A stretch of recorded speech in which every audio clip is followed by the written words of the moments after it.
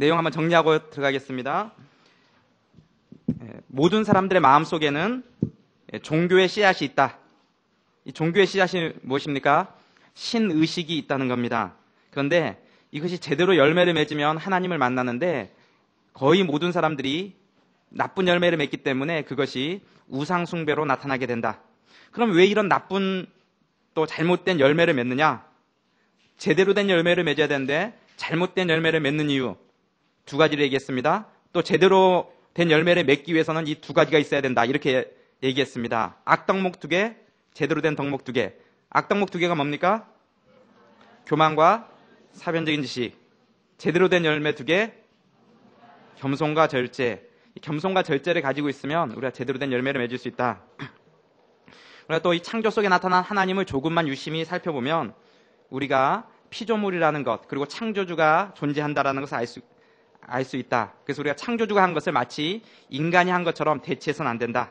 창조 속에 나타난 하나님을 보면서 겸손하라. 이런 내용들을 봤습니다. 오늘 세 번째, 하나님을 알지 못하는 이유. 제5장 38쪽 봅니다.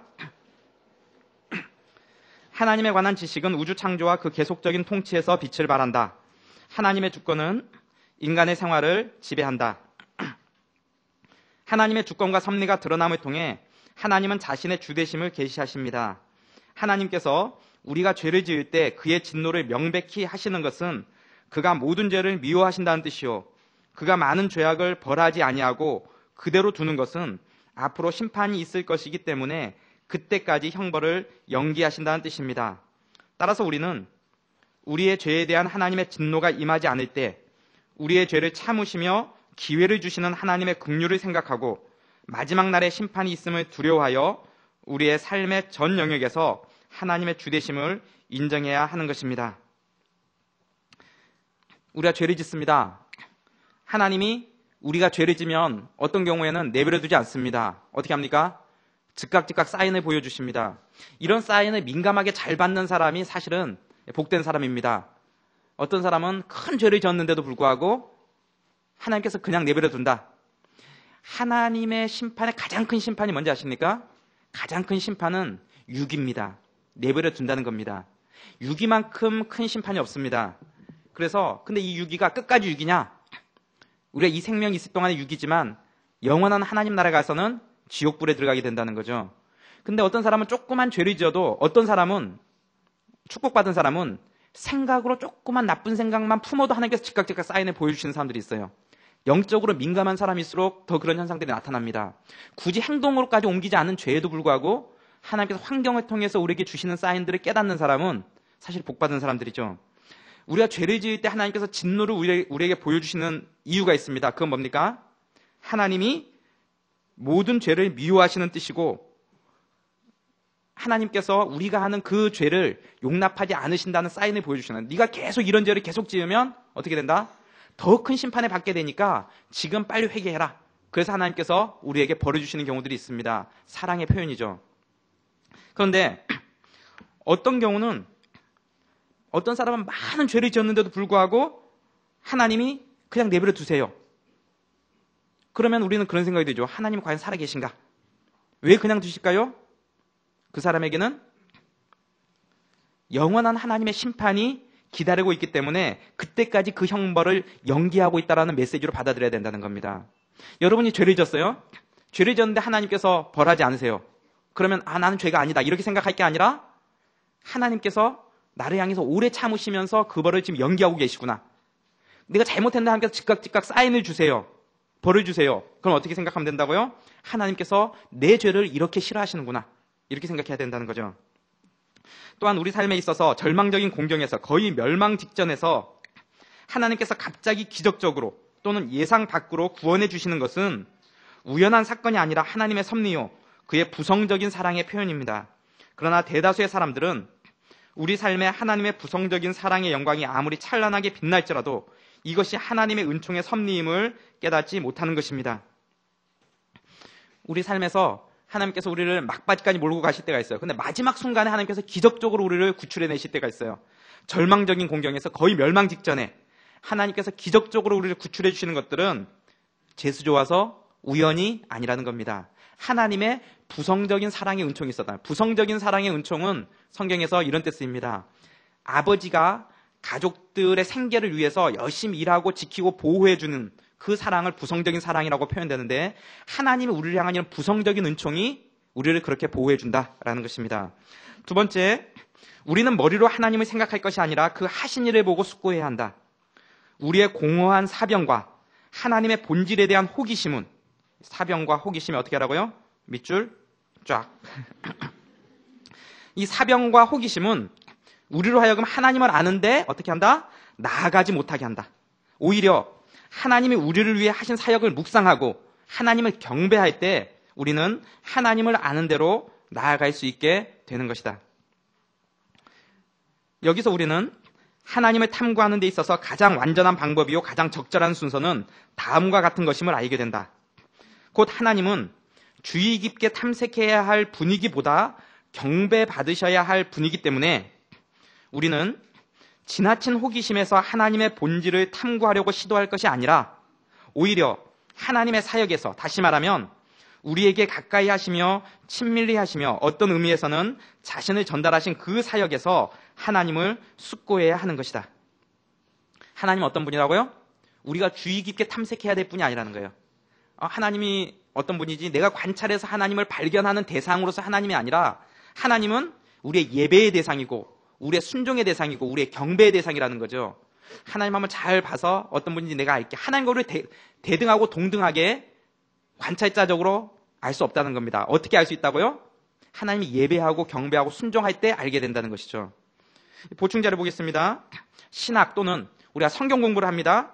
토요일에 토요 훈련도 합니다. 조모임도 합니다. 이런 성경 공부를 하는 목적과 방법론은 어떠해야 되는가? 신학의 목적 또는 성경 공부의 목적은 하나님에 대한 바른 알을 지향한다. 이때의 바른 알은 지식의 차원을 넘어서 전 존재, 전 인격의 차원이며 생명의 영역에 동참하는 것까지 포함한다. 사변적으로 하나님에 대해 또는 그분의 사역에 대해 이해했다고 했을 때 그것으로 하나님을 알았다고 할 수가 없다. 그가 하나님에 대해서 알았다 할지라도 그것이 하나님을 안 것은 아니다. 따라서 제3자의 입장에서의 객관적인 신학은 불가능하다. 하나님에 대해서 아는 거랑 하나님을 아는 거는 다르다는 거죠. 하나님에 대해서 아는 거는 어떤 사람들이 많이 하냐면은 신앙생활 오래 한 사람들이 많이 알아요. 들은 풍월이 많을수록 많이 알아요. 설교 많이 듣고 성경 공부에 많이 참석해서 하나님에 대한 정보를 많이 얻고 또 나름대로 책을 많이 읽어서 하나님에 대한 정보를 우리가 많이 얻을 수 있어요. 그렇지만 그것이 하나님을 아는 것이라고 할 수 없다는 거죠. 하나님에 대한 객관적인 정보를 얻는 것을 많은 사람들은 하나님을 안다고 생각을 해요. 근데 다르다는, 이 두 개는 별개라는 거죠. 하나님에 대해서 별로 몰라도 우리는 하나님을 알 수 있어요. 예를 들면 어떤 사람이 죽기 직전에 진실한 마음으로 회개하고 예수님을 영접했어요. 이 사람 하나님에 대해서 아는 거 거의 없어요. 그렇지만 이 사람은 하나님을 아는 자죠. 하나님께서 그 영혼 받아주신다는 거죠. 죽기 직전에 그가 진심으로 회개하고 하나님 앞에 돌아오면 하나님에 대한 정보 시험 보면 빵점 맞을지 모르지만, 그렇지만 하나님께서 그 영혼을 하나님을 아는 자로 인정해 주신다는 거죠. 그러나 어떤 사람은 하나님에 대해서 무수히 많은 지식들을 가지고 있어요. 굉장히 많이 알아요. 물어보면 다 대답해요. 그렇지만 당신 삶에서 하나님이 어떤 존재냐? 네가 하나님 때문에 손해본 게 뭐가 있고 하나님 앞에서 네가 인생을 결단하고 순종한 게 뭐가 있느냐? 하나님께서 순종한 목록 한번 써봐라. 그럼 하나도 없는 사람들이 있어요. 하나님에 대해서 알 뿐이에요. 그런 사람이 하나님을 알았다고 할 수 없다는 거죠. 일반 학문의 가장 기초적인 접근법은 이 제3자적 학문이라 해야 되고 관찰자적 입장이라 해야 된다는 거죠. 내가 거기서 떨어져 있어야 돼요. 내가 그 안에 들어가 있으면은 이미 주관성이 결부돼 있으면 그건 학문으로서 인정을 받지 못해요. 내가 아닌 누가 관찰해도 똑같은 결론이 나오는 제3자적이어야 하고 관찰자적 입장에서 그 분야를 연구해야 학문으로서 인정받을 수 있죠. 그런데 신학은 정반대라는 거예요. 신학은 내가 그 가운데 들어가지 않고 내가 그 가운데 실천적으로 함께하지 않고 순종하지 않고 그 말씀 안에 내가 주관적으로 실존적으로 들어가지 않으면 하나님에 대해서 알 수 없다라는 거예요. 일반 학문을 연구하는 방법과 신학을 연구하는 방법은 명확하게 방법론이 달라요. 우리가 하나님에 대해서 성경 공부로 많이 안다고 했을지라도 하나님을 안다고 할 수 없는 것처럼 신학을 공부할 때도 내가 하나님의 실존적으로 그 명령 앞에 순종해서 들어가고 하나님을 예배하고 찬양하고 높이기 전까지는 아무리 많은 지식을 갖고 있다고 할지라도 그 사람은 제대로 된 신학을 했다고 할 수 없는 거죠. 칼빈이 말한 대로 하나님에 대한 참된 지식은 예배와 섬김으로부터 떨어질래야 떨어질 수 없는 지식이며, 복음은 혀의 교리가 아닌 생명의 교리인 것이다. 따라서 신앙이 없는 사람이 학문적으로 신학을 할 수 있다고 하는 주장은 잘못된 것이다. 신앙의 전제가 없는 신학은 불가능한 것이다. 따라서 유럽에 있는 신학교에서 자신은 크리스찬이 아니라고 공언하면서도 신학을 하는 신학자는 엄격한 의미에서 종교 철학자이지 신학자라고 할 수 없다. 그리스도인에게는 신앙이 필요하지 신학은 필요 없다. 이렇게 주장하는 많은 사람들은 이러한 신학의 사변성에 좌절을 느낀 사람들이다. 그러나 어떠한 신앙적 내용도 신학적 토대 위에 서지 않는 것이 없다. 올바른 신앙은 올바른 신학적 기저 위에 서는 것이며, 잘못된 신앙이라면 잘못된 신학의 기저 위에 서 있는 것이다. 따라서 신학은 불필요하다는 주장은 잘못되었으며 바른 신학을 해야 한다, 이렇게 말해야 하는 것이다. 어떤 사람은 신학의 이런 사변성에 회의를 느낀 사람들, 많은 사람들이 신앙이 없이 신학을 해요. 삶은 따라가지 않고 머리로만 신학을 하는 거예요. 그런 거에서 회의를 느낀 사람들이 반대쪽 극단으로 치달아요. 그러면서 뭐라고 얘기하냐면은 신학 필요 없다, 신앙이 중요하다. 그런데 알고 보면 어떤 신앙도 신학의 기반 위에 서 있지 않은 신앙은 없어요. 나름대로 자기가 생각하는 그 신앙의 내용도 그가 생각했던 그 신학의 틀 위에 서 있는 거예요. 그렇기 때문에 신학이 없는 신앙은 없어요. 단지 잘못된 신학 위에 서 있는 잘못된 신앙이 있을 뿐이죠. 그렇기 때문에 반대쪽 극단으로 가는 것도 조심해야 돼요. 그래서 신학은 필요 없고 신앙이 중요하다, 신앙생활 해야지 신학 공부하는 거 사람 다 사변적이 되고 필요 없다, 그건 잘못된 주장이라는 거예요. 신학이 필요 없는 게 아니라 제대로 된 신학이 필요한 거죠. 잘못된 신학을 하니까 문제가 생긴 거예요. 그래서 제대로 된 신학 위에 제대로 된 신앙이 서는 것이 바른 것이지, 신학이 필요 없다고 하거나 아니면 신학을 너무 사변적으로 가거나 이렇게 하는 것들은 양극단의 잘못된 접근들이라는 것이죠. 즉, 신학의 목적은 하나님에 대한 바른 알미며, 이것은 예배와 섬김이 있는 실존적 참여를 포함하며 신앙을 견고하게 세우는 역할을 한다. 신학의 목적이 이럴진데 신앙이 없는 사람이 신학을 한다든가, 어떤 신학이 그 내용으로 인해 하나님과 인간 사이를 멀어지게 하거나 그 신학으로 인해 하나님에 대한 신앙이 약화되는 결과를 가져온다면 그 신학은 바른 신학이라고 할 수 없다. 그런 의미에서 자유주의 신학은 잘못된 신학이다. 신학을 제대로 하면 어떻게 되느냐? 하나님과의 관계가 가까워질 수밖에 없어요. 성경 공부를 제대로 하면 하나님과의 관계가 가까워질 수밖에 없어요. 근데 성경 공부를 했는데 이 사람이 머리는 커지고 신앙이 점점 멀어졌다. 어떤 신학을 공부했는데 아는 거는 많은데 하나님과의 관계가 점점 멀어졌다. 이것은 엄격한 의미에서 잘못된 신학이라는 거죠. 그런 의미에서 자유주의 신학, 예수 그리스도를 하나님으로 인정하지 않고 성경에 나온 도덕적, 교훈적 진리만을 받아들이려고 하는 그런 시각은 잘못된 신학이다라고 명백하게 할 수 있는 거죠. 그래서 내가 어떤 신학을 공부한다, 또 어떤 성경 공부 모임에 참석한다, 어떤 소그룹 모임에 참석한다 했을 때 가장 중요한 목적은 하나님에 대한 바른 암, 다른 말로 하면 하나님과 나와의 관계가 가까워지는 것, 이것이 꼭 필요하다는 거죠. 이게 이루어지지 않으면 한 텀 동안 내가 훈련했다, 그런데 한 텀 전보다 이 모임 참석하면서 하나님과의 관계는 더 멀어진 것 같다, 잘못됐다는 거죠. 그렇죠?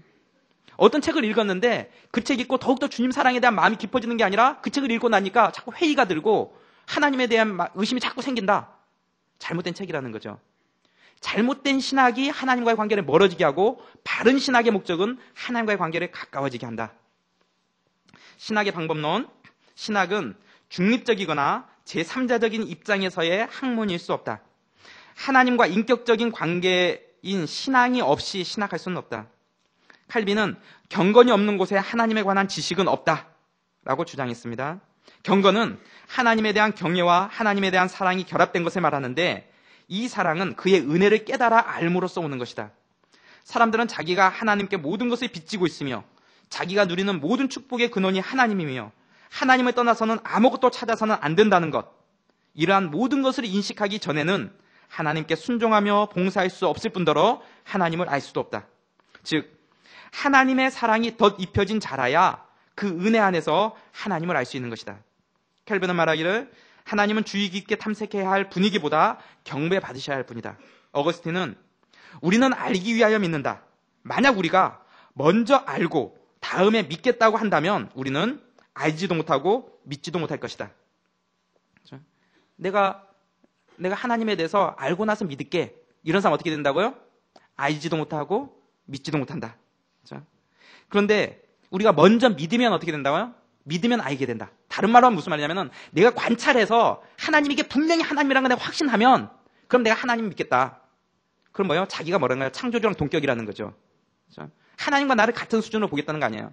그럼 이런 사람 어떻게 된다? 우리는 피조물이기 때문에 하나님을 알 수도 없고 믿지도 못한다. 그러나 먼저 믿으면 무슨 말입니까?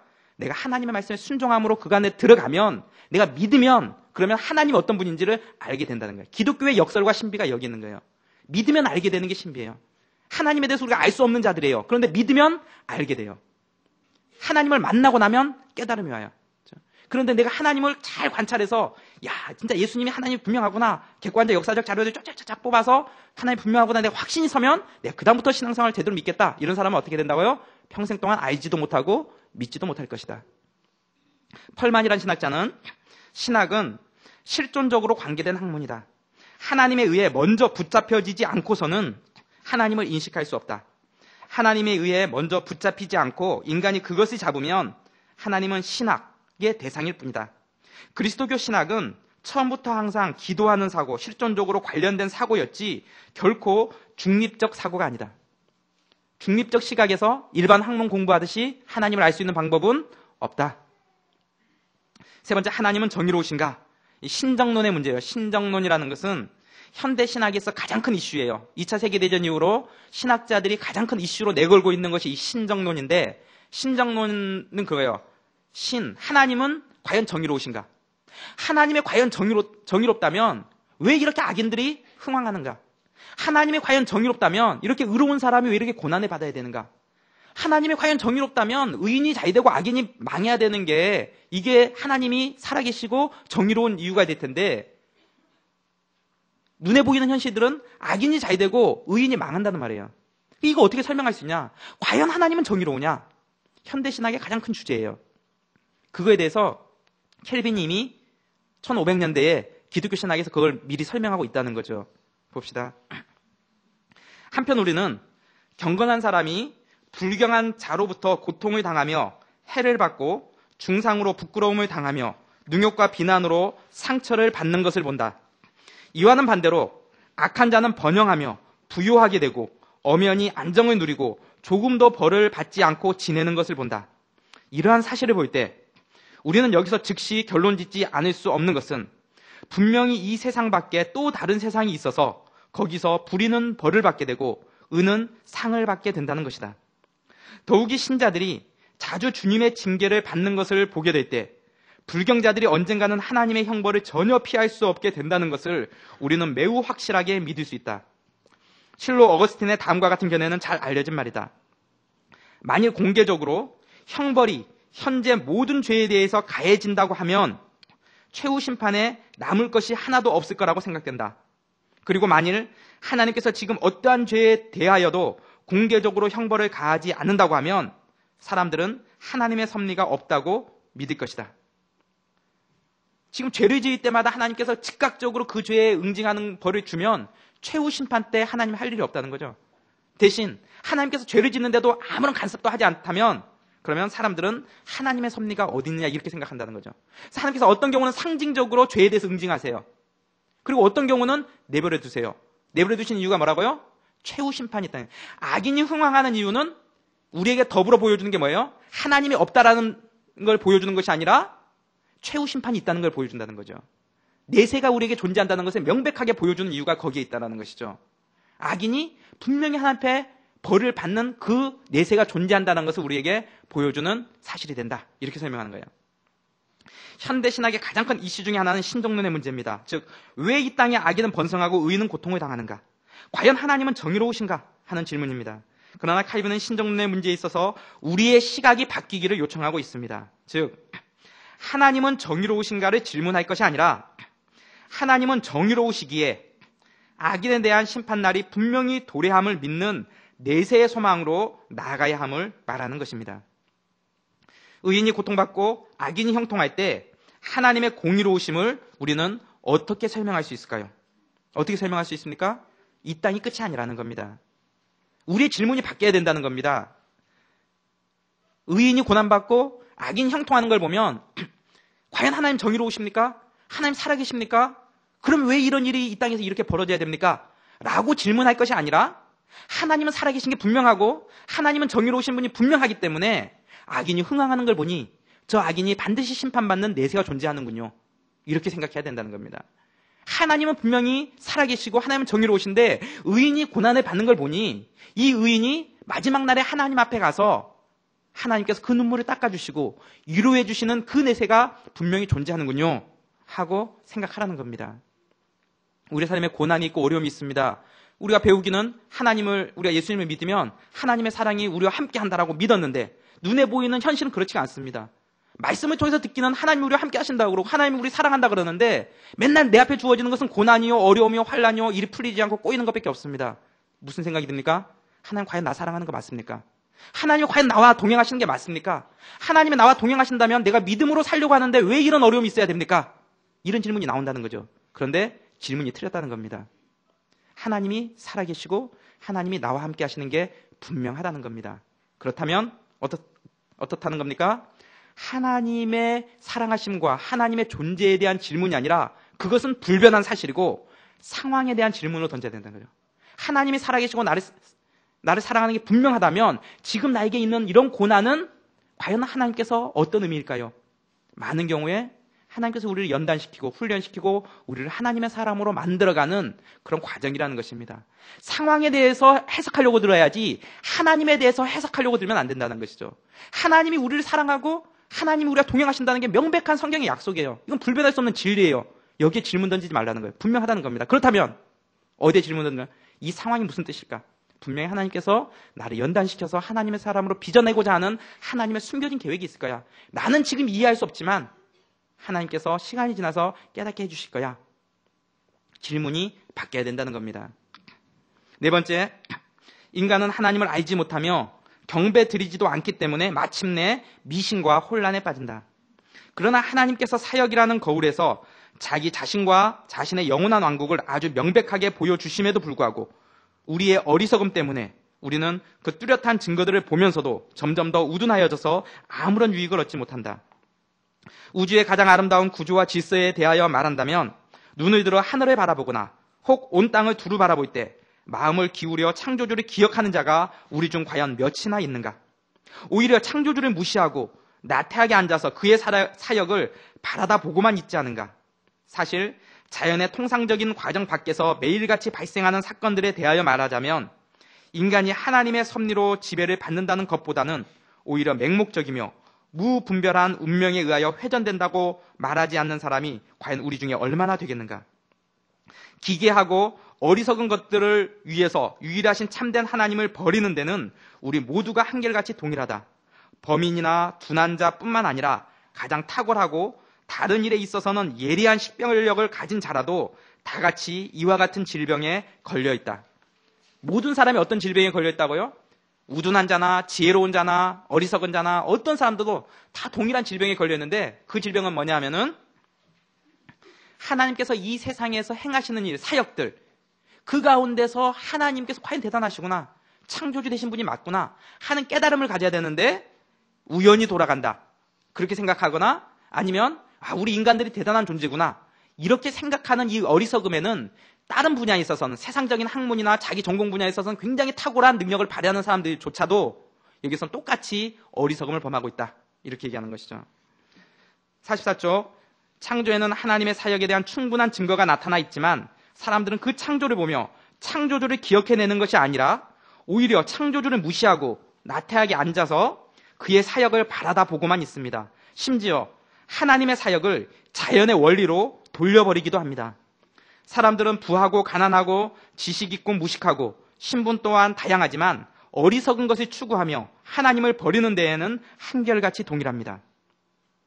인간은 본성으로만 가르침을 받는다면 하나님에 대한 확실하고 건전하고 명료한 지식을 갖지 못하고 다만 혼란한 원리에 매여 마침내는 알지 못하는 신을 예배하게 되는 것입니다. 사도행전 17장에 나온 것처럼 바울이 아레오바고 가운데에 서서 말하되 아덴 사람들아 너희를 보니 범사에 종교성이 많도다. 내가 두루다니며 너희의 위하는 것들을 보다가 알지 못하는 신에게라고 새긴 단도 보았으니 그런즉 너희가 알지 못하고 위하는 그것을 내가 너희에게 알게 하리라. 알지 못하는 신에게 뭔가 지금 신이 있긴 있는데 이 신이 누군지 모르겠다 라고 할 때 사도 바울이 그 유명한 아레오바고 설교를 통해서 너희들이 알지 못하는 그 신이 누구다? 하나님이다 라고 얘기해 주는 거죠. 인간에게는 어떠한 변명도 용납되지 않는다. 무엇으로 모든 세계가 갑니까? 믿음으로 모든 세계가 하나님의 말씀으로 지어진 줄을 우리가 아나니. 이 모든 세계가 하나님의 말씀으로 지어진 줄 우리가 어떻게 합니까? 믿음으로 한다는 거죠. 하나님의 신성이 창조 속에 나타나지만 하나님의 내적 계시에 의하여 믿음으로 조명되지 않는 한 우리는 그것을 보지 못하게 됩니다. 즉 자연 만물을 통해 창조주를 발견하는 것은 믿음을 통해서인 것입니다. 바울은 하나님을 알만한 것이 세계의 창조에서 명백히 보여졌다고 말한다. 이는 하나님을 알만한 것이 저희 속에 보임이라. 하나님께서 이를 저희에게 보이셨느니라. 그러나 여기에서조차도 바울은 그러한 현현을 인간의 통찰력으로 이해할 수 있다고 생각하지는 않았다. 오히려 인간으로서는 변명할 수 없을 뿐 그 이상 아무것도 아님을 보여주었다. 창세로부터 그의 보이지 아니하는 것들 곧 그의 영원하신 능력과 신성이 그 만드신 만물에 분명히 보여 알게 되나니 그러므로 저희가 핑계치 못할지니라. 하나님은 창조를 통하여 자신을 알 만큼 충분히 자신을 계시하셨습니다. 그러나 인간들은 오히려 그 마음이 허망하여져서 하나님을 발견하고 하나님께 영광 돌리는 것이 아니라 우상 숭배의 길로 나아갔던 것입니다. 따라서 창조 속에 나타난 하나님을 발견하지 못하는 것은 하나님의 책임이 아니라 부패한 인간의 책임인 것입니다. 하나님을 알되 하나님으로 영화롭게도 아니하고 감사치도 아니하고 오히려 그 생각이 허망하여지며 미련한 마음이 어두워졌나니 스스로 지혜 있다 하나 우준하게 되어 썩어지지 아니하는 하나님의 영광을 썩어질 사람과 금수와 버러지 형상의 우상으로 바꾸었느니라. 그러므로 만물이 우리에게 바른 길을 가르쳐 줄지라도 우리가 방황자요 방랑자로서 길을 잃고 헤맨다면 어떠한 변명도 용납되지 않는 것이다. 그러나 인간이 자연의 놀라운 구조 속에서 그들의 마음에 심겨진 하나님에 관한 지식의 씨앗을 즉시 부패케 하여 훌륭하고 완전한 열매를 맺지 못하도록 하고 있는 사실은 마땅히 그들 자신의 태만에 돌려야 하는 것이다. 똑같은 가을 단풍을 바라보더라도 믿음으로 하나님을 창조주로 인정하는 사람과 신앙이 없는 사람이 바라보는 것은 전혀 다릅니다. 비신앙인은 그 속에서 자연의 질서와 감성적인 즐거움에 만족할 뿐이나 신앙인은 그 속에서 하나님의 창조와 섭리를 보게 되며 그 섭리로 오늘의 나의 삶을 지탱하시는 하나님의 부성적인 사랑을 발견할 수 있는 것입니다. 우리는 피조물을 통해서 창조주를 보는 것이 아닙니다. 신앙이 없는 대학 교수에게 하나님이 세상을 창조하셨다라고 하면 그는 웃고 말 것입니다. 그에게는 똑같은 피조물이 눈앞에 있으나 그가 가진 지식을 가지고 창조주를 발견할 수 없는 것입니다. 우리는 믿음으로 이 세계가 하나님의 말씀으로 지어진 줄을 압니다. 피조물에 나타난 하나님의 신성은 그것으로 우리가 하나님을 알 수 있는 것이 아니라 모든 사람으로 하나님 앞에 핑계할 수 없게 하는 역할을 하는 것입니다. 우리가 하나님을 아는 것은 오직 성경 속에 나타난 그리스도를 만날 때 가능한 것입니다. 내가 예수님을 만난 이후에 자연과 역사 속에서 운행하시는 하나님을 느낀 경험을 나눠보세요. 그것이 예수님을 만나기 이전과는 어떤 차이가 있었습니까? 우리가 하나님을 만나면 세상을 바라보는 시각이 바뀌게 됩니다. 우리가 자연을 바라봐도 그 가운데서 뭘 봅니까? 하나님을 보게 됩니다. 하나님을 발견하는 게 떨어지는 잎사귀 하나 속에서도 우리는 하나님의 섭리를 보게 되고 하나님을 바라보게 되죠. 역사의 흐름 속에서도 우리는 하나님의 일하심을 우리는 바라보게 됩니다. 우연이나 재수 이런 거 없습니다. 하나님의 섭리가 있을 뿐입니다. 하나님께서 역사 속에서 이 세상을 어떻게 운행해 가시는지 그리고 자연 만물을 어떻게 통치해 가시는지 내 한 사람의 몸 하나를 하나님께서 어떻게 운행해 가시는지를 신앙을 갖고 보면 보인다는 거죠. 근데 신앙 없는 사람들에게는 아무리 바라봐도 거기서 창조주 하나님이 보이질 않는다는 거죠. 그러나 하나님 앞에 가서 하나님 몰랐다라고 핑계할 수는 없다는 것이죠. 하나님이 보여주셨음에도 불구하고 자기가 못 봤다는 것이죠. 그럼 결론을 보겠습니다. 계시론의 결론, 계시란 무엇인가? 유한한 인간이 무한한 하나님을 어떻게 알 수 있습니까? 그것은 하나님이 보여주시는 한도 내에서 가능한 것이며 그렇게 하나님이 드러내 보여주시는 것이 계시입니다. 계시는 지식이나 정보의 전달이라기보다는 하나님이 주도적이며 의도적으로 자신을 인격적으로 드러내는 것입니다. 따라서 계시 안에 주어지는 지식은 어떤 사실이거나 어떤 것에 관한 지식이 아니라 어떤 분을 직접적으로 대면하는 지식입니다. 무엇에 관한 지식이 아니라 하나님을 아는 지식이 계시라는 것입니다. 우리가 하나님에 대해서 알 것이 아니라 하나님을 알아야 된다는 것이죠. 여러분 사랑공간 처음에 오시면 뒤에 당신을 알고 싶어요를 쓰게 됩니다. 그러면 그 질문 중에 이런 게 있습니다. 하나님과 예수님을 인격적으로 만나셨나요? 이거만큼 어려운 질문이 없습니다. 근데 이거만큼 또 쉬운 질문이 없습니다. 이게 도대체 무슨 말일까? 이 기독교적 용어인데요. 하나님을 인격적으로 만나셨습니까? 이 세상 사람들, 아무리 똑똑한 사람들한테 이 말 한번 해석해봐라 그러면 해석 못합니다. 그 말. 그렇죠? 그것은 지식의 문제가 아니라는 거죠. 하나님을 인격적으로, 예수님을 인격적으로 만났습니까? 아무리 고민해도 무슨 말인지를 몰라요. 왜 그렇습니까? 아직 하나님을 못 만났기 때문에 그렇습니다. 하나님을 만난 사람은 만났습니다. 이렇게 나와요. 분명하게 하나님을 만난 사람들은 그렇죠? 지금 내 안에 하나님이 어떤 분이고 내 인생에 그분이 어떤 위치로 자리하고 있는지를 쓸 수가 있어요. 그래서 하나님 예수님 인격적으로 만나셨습니까? 하면은 예, 그렇습니다. 대답이 나와요. 그런데 아직 만나지 못한 사람들은 아무리 이틀 밤 3일 밤을 고민하고 쥐어짜도 도대체 이 말이 무슨 말일까? 책을 읽어도 나오지가 않아요. 하나님을 인격적으로 만난다는 게 무슨 건가? 그것은 어떤 겁니까? 하나님에 관하여 아는 지식이 아니라 하나님을 아는 지식을 갖고 있느냐 이겁니다. 하나님을 대면하여 만난 일이 있냐 이겁니다. 그 어떤 사람은 한순간적으로 일어나기도 하고 어떤 사람은 전 인생을 걸쳐서 조금씩 변화가 돼서 나타나기도 합니다. 그러나 어떻든지 간에 지금 이 순간 하나님과 내가 만남의 관계를 가지고 있느냐. 시각장애인에게 예쁘다 그러면 시각장애인이 아무리 고민해도 그게 무슨 말인지 이해가 안 됩니다. 예쁘다는 게 뭘까? 예쁘다는 게 뭘까? 시각장애인에게 야, 참 빨간색이 참 어떻다, 파란색이 어떻다 라고 얘기해주면 무수히 상상하지만 개념이 잡히진 않습니다. 본 일이 없기 때문이죠. 그러나 만약 그가 눈을 떠서 그것을 봤다면 예쁘다라는 말이 이게 참 예쁘죠? 하면 무슨 말인지 이해가 됩니다. 시각장애인 앞에 가서 야 이거 참 예쁘죠? 하면 아무리 고민해도 아무리 2박 3일을 고민해도 도대체 무슨 말일까? 우리 하나님을 만나는 것도 그렇습니다. 영적인 눈이 열리고 하나님을 만나고 나면 야 참 예쁘네요. 이렇게 말이 나올 수 있는데 하나님을 만나지 않은 사람은 하나님 인격적으로 만난다는 게 도대체 무슨 말일까? 하나님을 인격적으로 만나야 됩니다. 만난 사람에게는 만났습니까? 그러면 만났습니다. 그게 어떤 계기가 될 수도 있고 오랜 시간에 걸칠 수도 있습니다. 많은 경우에 이런 것들은 제가 많은 사람들과 이렇게 얘기하고 보면 정말 대다수의 압도적인 사람들이 수련회를 통해서 하나님을 만난 사람들이 참 많습니다. 하나님께서 수련회를 통해서 하나님과의 만남을 갖게 하세요. 그래서 자기는 아무런 기대 없이 참석했는데 참석하고 나올 때는 그런 거 있잖아요. 친구가 가자 그래서 아무 생각 없이 영화관에 따라 들어갔는데 영화를 보고 나올 때는 홍콩 영화 보고 나올 때는 이 중고등학생들이 막 발이 쭉쭉 올라가고 막 폼 잡고 흉내내고 자기 무의식 속에 그 영향을 받은 거예요. 그렇죠? 자기가 그 주인공과 동화되어 있는 겁니다. 이미 영향을 받은 거죠. 수련회 갈 때 친구가 가자 그래서 아무 생각 없이 따라갔는데 나올 때는 뭐예요? 예수 그리스도를 만난 자로 나오게 된다는 거죠.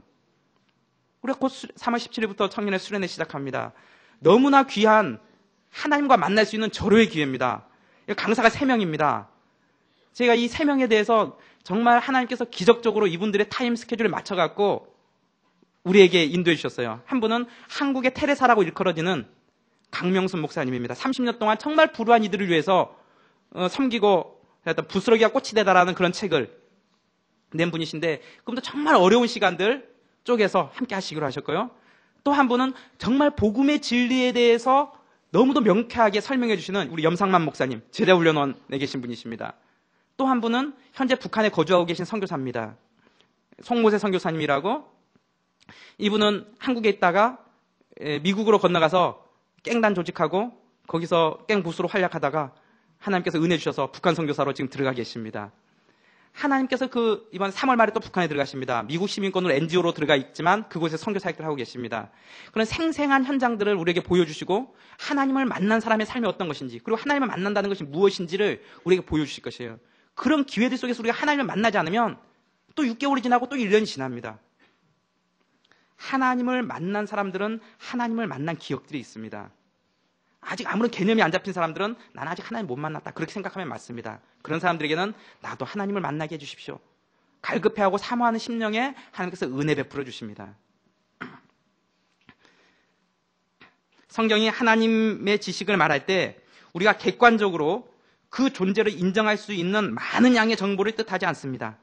그것은 오히려 우리 삶에 전인격적으로 영향을 미치는 구원의 지식을 뜻하는 것입니다.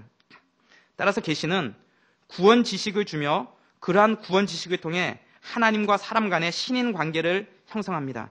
신인 관계의 확립은 무지가 아니라 대부분 죄와 그 결과에 의하여 영향을 받습니다.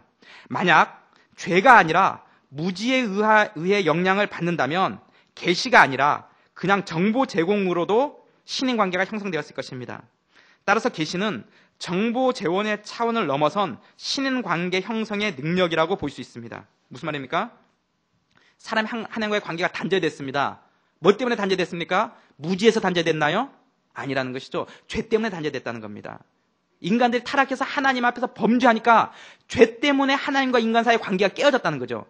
만약 무지로 인해서 하나님과의 관계가 단절됐다면 지식을 습득하면 되죠. 정보 제공을 통해서 그 정보를 얻으면 하나님과의 관계가 회복될 수 있습니다. 그러나 그렇게 된 게 아니라는 거죠. 무지로 인해서 떨어진 것이 아니라 죄 때문에 떨어졌기 때문에 이 죄의 회복이 일어나야 된다는 것입니다. 죄의 회복이 어떻게 일어납니까? 하나님을 만남을 통해서, 예수 그리스도를 만남을 통해서 이러한 회복들이 일어나게 된다는 것입니다. 이러한 맥락에서 칼빈은 하나님 지식은 하나님이 존재한다고 생각하는 것 이상이며, 하나님은 오직 경건이 있고 지식이 하나님에 대한 사랑과 결합되어 있으며 하나님의 뜻을 행하고자 하는 갈망과 연결된 곳에서만 알려진다고 보았습니다. 우리가 하나님에 대한 지식은 하나님 존재한다는 거 믿어, 예수님 내 역사 속에 살았던 분인 건 내가 믿어, 그게 아니라는 것이죠. 어떻게 해야 된다고요? 하나님에 대한 경건과 사랑이 결합되고 하나님의 뜻을 행하고자 하는 갈망이 있는 곳에서 하나님과의 만남이 이루어진다는 거죠. 하나님에 대한 사모함이 있는 곳에서 하나님에 대한 만남이 이루어진다는 것이죠. 그래서 우리가 내가 하나님을 알고 싶다, 좋다, 나도 이제는 더 이상 하나님에 관한 지식을 얻는 게 아니라 나는 하나님을 알고 싶다, 그런 사람들은 어떻게 해야 된다고요? 순종하고자 하는 갈망이 있을 때 하나님을 알 수 있다는 겁니다. 여러분 큐티를 합니다. 여러분 큐티하는 목적이 뭡니까? 큐티할 때 어떤 사람들은 하나님의 뜻을 알려고 큐티를 합니다. 그러나 큐티의 의미는 하나님의 뜻을 아는 것이 아니라 하나님께 순종하는 데 있습니다. 순종하기 위해서 하나님의 뜻을 아는 겁니다. 하나님의 뜻을 발견했습니다. 그리고는 그렇구나, 하나님의 뜻이 이런 거구나 하고 순종하지 않습니다. 큐티할 의미가 없다는 것이죠. 가장 대표적인 게 야고보서 1장 22절에서 25절까지 그 내용이 나옵니다. 제가 읽어드리겠습니다. 너희는 도를 행하는 자가 되고 듣기만 하여 자신을 속이는 자가 되지 말라. 누구든지 도를 듣고 행하지 아니하면 그는 거울로 자기의 생긴 얼굴을 보는 사람과 같으니 제 자신을 보고 가서 그 모양이 어떠한 것을 곧 잊어버리거니와 자유하게 하는 온전한 율법을 들여다보고 있는 자는 듣고 잊어버리는 자가 아니요 실행하는 자니 이 사람이 그 행하는 일에 복을 받으리라. 무슨 내용입니까? 어떤 사람이 아침에 거울 앞에 섰습니다. 출근하기 위해서 거울 앞에 섰습니다. 거울 앞에 서니까 여기 숯검정이 묻어 있습니다. 숯검정이 묻었네 하고는 그냥 출근합니다. 그러면 지금 그 얘기를 똑같이 하는 겁니다. 당신이 왜 거울 앞에 섰냐 이겁니다. 우리가 거울 앞에 서는 이유가 뭡니까? 잘못된 거 있으면, 숯검정이 묻어 있으면 닦고 씻으려고 서는 거 아닙니까? 하나님 말씀 앞에 설 때 하나님 말씀 앞에 섰습니다. 하나님 우리 죄를 지적해 주십니다. 우리가 행할 바를 알려주십니다.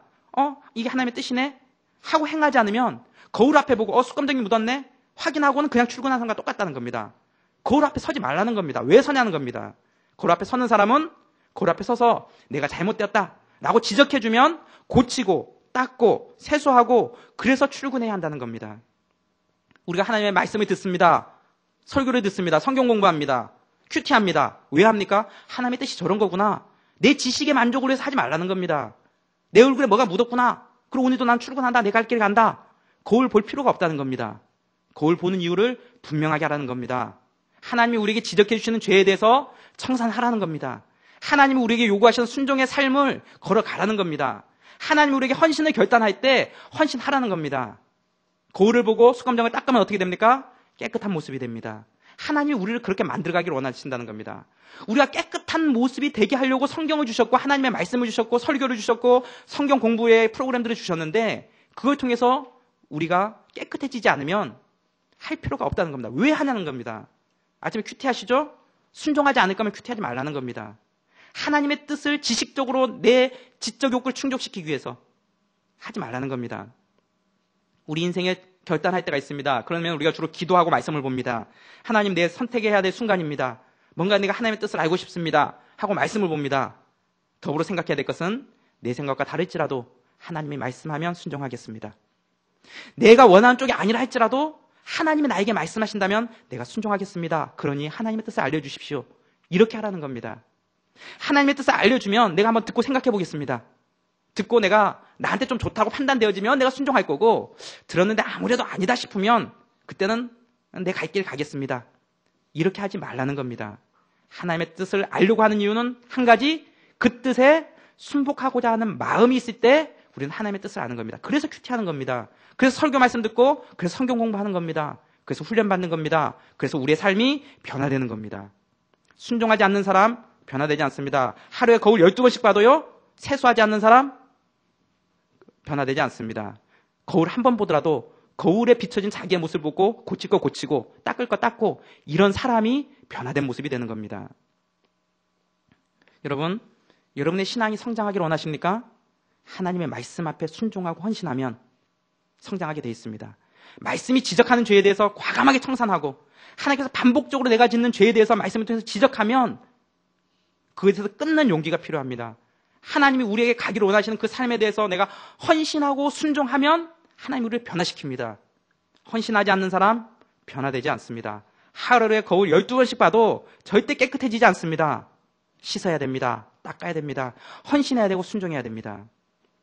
제가 청년에서 지켜보니까 청년회에서 선교사로 나간 지체들이 많이 있습니다. 근데 제가 깜짝깜짝 놀랄 때가 있습니다. 어떤 현상을 보고 놀랐느냐 하면은 중간중간에 뭐 일이 있어서 한국에 들어와서 보면 제가 알고 있던 그 사람이 아닙니다. 신앙이 성장해 있습니다. 업그레이드가 돼 있어요. 선교 현장에서. 그럼 제가 의문이 드는 겁니다. 분명 우리 샘물교회의 환경과 선교 현장의 환경을 비교해보면 거기서 말씀 공급받을 수 있는 기회가 현저하게 떨어집니다. 신앙적인 동역자들과의 관계도 공급받을 수 있는 게 현저하게 떨어집니다. 주로 소모전입니다. 나가면. 자기가 갖고 있는 거 갖고 쏟아 부어야만 됩니다. 그런데도 불구하고 신앙이 더 업그레이드가 돼 있어요. 더 성숙해져 있어요. 제가 알고 있던 모습보다는 더 깊이 있는 신앙의 모습들을 제가 발견하게 돼요. 이게 뭘까? 어디에 문제가 있을까? 청년에서는 그 사람들보다 훨씬 더 말씀을 풍성하게 받습니다. 그리고 훨씬 교제권이 더 풍성합니다. 근데 그 사람들이 더 신앙이 업그레이드가 돼 있어요. 제가 내린 결론은 뭐냐면은 하나님 앞에서 헌신하는 순간에 이미 업그레이드 됐다. 마음 자세가 그의 신앙을 결정지어버렸다. 제가 내린 결론입니다. 내가 하나님 앞에서 관찰자적 입장으로 살 것인가, 순종하는 자세로 들어갈 것인가를 결정하는 순간에 그의 신앙의 레벨이 거기서 결정돼 버린다는 겁니다. 관찰자적 입장을 가지고 구경꾼으로서 공동체에서 1년, 2년, 5년, 10년을 다녀도 그 사람은 그 범위를 벗어나지 않습니다. 그러나 그가 내가 하나님을 위해서 내 인생 걸리라, 내가 주님을 위해서 내 삶을 바치리라 헌신하고 결단하는 그 마음을 먹은 그 순간에 하나님께서 이미 신앙 업그레이드 시켜버렸어요. 마음 자세가 다른 겁니다. 공동체를 대하는 자세가 다르고요. 주님을 바라보는 자세가 다르고 하나님께 기도할 때 기도하는 말 한마디가 다릅니다. 쉬운 예로요. 여러분 그런 경험도 해왔을 겁니다. 어떤 사람과 이제 교제 전 단계로 이게 만납니다. 만나서 탐색전 해버립니다. 과연 적합한 내 배우자가 내가 이 사람과 교제하는 게 맞을까? 고민을 합니다. 상대방이 이미 프로포즈를 이렇게 해온 상태입니다. 내가 결정해야 될 상황이 남았습니다. 그냥 마음은 한 반반쯤입니다. 반 정도는 이 사람이 괜찮을 것 같다는 생각도 들고 한 반 정도는 좀 부족한 부분도 보이고 마음이 좀 왔다 갔다 합니다. 그러다가 어느 순간에 제가 결정을 합니다. 내가 이 사람과 교제해야지. 마음을 결정하면 오늘 결정했잖아요. 어제 마음과 오늘 마음이 다릅니다. 그 사람을 바라볼 때 시각이 바뀝니다. 어제와 오늘의 하루 사이의 교제를 더한 차원이 아니에요. 그 사람을 대하는 마음 자세 자체가 완전히 바뀌어져 있어요. 이전에는 내가 그냥 관찰자적 자세로 지켜보고 있다가 내가 교제하기로 결정하고 당신과 교제하겠습니다. 그 제의를 받아들입니다. 라고 응답하는 순간 이 사람과 그 사람의 관계의 친밀도는 이만큼이 아니라 이만큼 가까워져 있다는 거죠. 그 결단 하나로 관계가 확 바뀌어져 있어요. 왜 그렇습니까? 그가 결단하는 순간에, 마음을 고쳐먹는 순간에 이미 친밀도는 그 순간에 형성돼 버린다는 것이죠. 하나님과의 관계도 마찬가지예요. 우리가 하나님을 지켜보고 하나님 우리에게 프로포즈한 그 사랑에 대해서 내가 결단할 것인가 말 것인가 고민하는 단계는 언제든지 거리를 두고 있습니다. 그러나 내가 하나님 앞에서 헌신하고 결단하고 주님께 내 인생을 드리리라 작정하면 그 순간에 하나님과 관계는 친밀해지게 돼 있어요.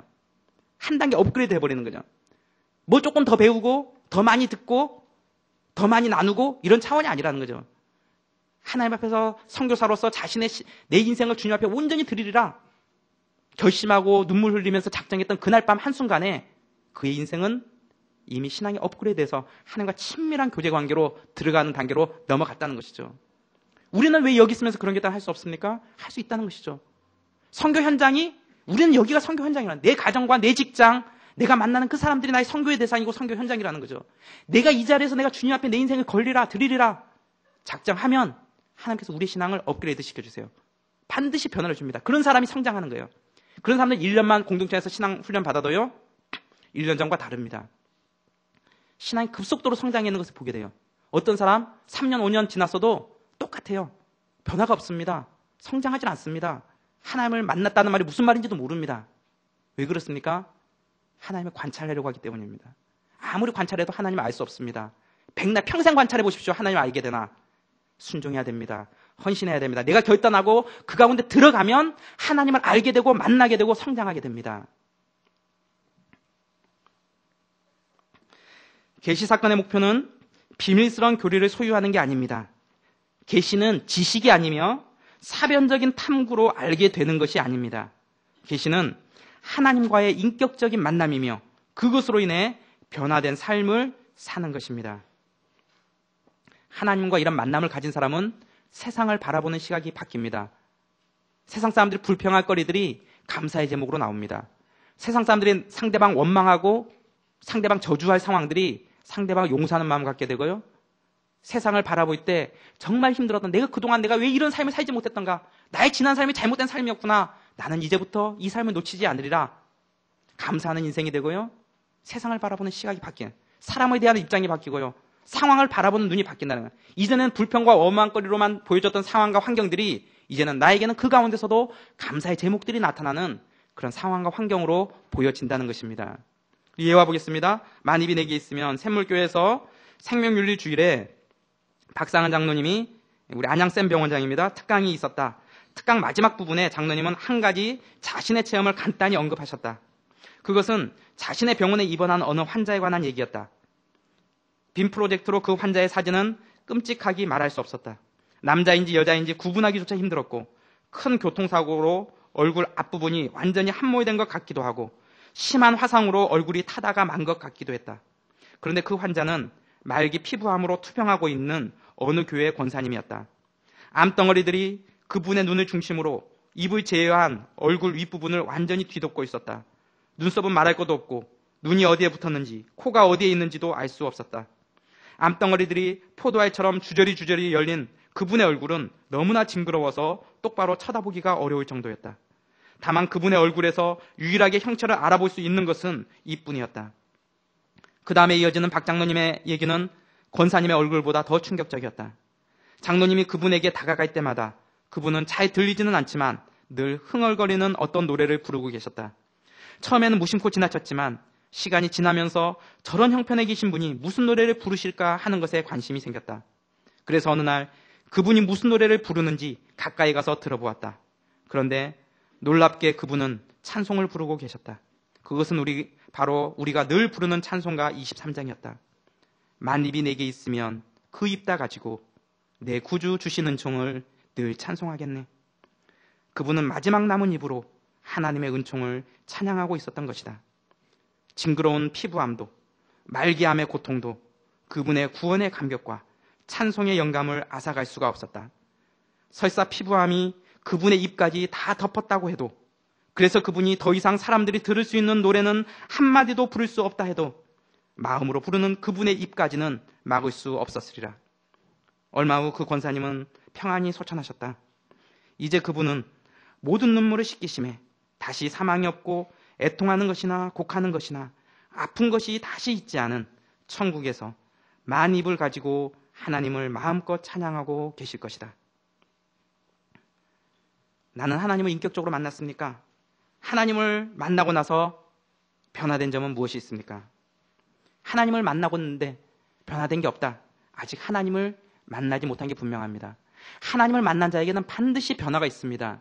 사고의 변화가 나타납니다. 세상을 바라보는 시각의 변화가 나타납니다. 가치관의 변화가 나타나게 되어 있습니다. 그러한 가치관의 변화가 삶의 변화로 이어지게 되어 있습니다. 잘못된 나무에 열심히 걸음주면 잘못된 열매가 맺힙니다. 잘라내고 좋은 열매 맺히는 나무로 접붙임을 하면, 로마서 12장에 나타난 것처럼 참 감람나무를 돌 감람나무에 접붙임을 하면 그때부터는 걸음을 많이 주면 많이 줄수록 좋은 열매가 맺히게 되어 있습니다. 간증이 없는 신앙생활은 가짜일 가능성이 많습니다. 하나님을 만난 사람들은 누구나 간증이 있습니다. 기도응답의 간증도 있고요. 또 자신의 위기 상황 가운데 하나님 주셨던 평안의 간증들도 있습니다. 우리가 하나님을 만났다면, 내가 정말 하나님을 만났는가? 내가 정말 하나님을 만나지 못했다면 내가 이번 수련회를 통해서라도 내가 반드시 하나님 한번 만나리라. 내가 하나님을 만났다면 내 신앙이 이전과는 다른 업그레이드된 신앙으로 나아가리라. 내가 날마다 거울만 보는 자가 되지 않고 거울에서 지적되는 부분을 내가 고치고 닦고 내 자신이 변화된 모습이 되리라. 오늘 내용 정리합니다. 하나님을 알지 못하는 이유가 무엇입니까? 관찰자적 입장에서는 하나님을 알지 못한다. 그 안으로 들어가야 한다. 말씀에 대한 순종으로 하나님을 알게 된다. 우리는 하나님에 관한 지식을 아는 자가 아니라 하나님을 아는 자가 되어야 된다. 어떻게? 말씀 안에 나를 던짐으로, 순종과 헌신으로 우리는 하나님을 알게 된다. 기도하겠습니다. 하나님 아버지, 우리 가운데 한 사람도 하나님을 관찰하는 자들이 아니라 하나님 앞에 순종함으로 진정으로 하나님을 알고 만나는 자들이 되게 하여 주시고, 이번 수련회를 통해서라도 하나님과의 인격적인 만남의 은혜들을 베풀어 주시옵소서. 우리가 날마다 말씀 앞에 설 때마다, 큐티할 때마다 우리의 지식을 넓히기 위해서 하나님의 뜻을 아는 것이 목적이 아니라 우리가 알게 된 그 뜻에 순종함으로 우리의 삶이 변화되는 은총들을 베풀어 주시옵소서. 감사드리며 예수님의 이름으로 기도합니다.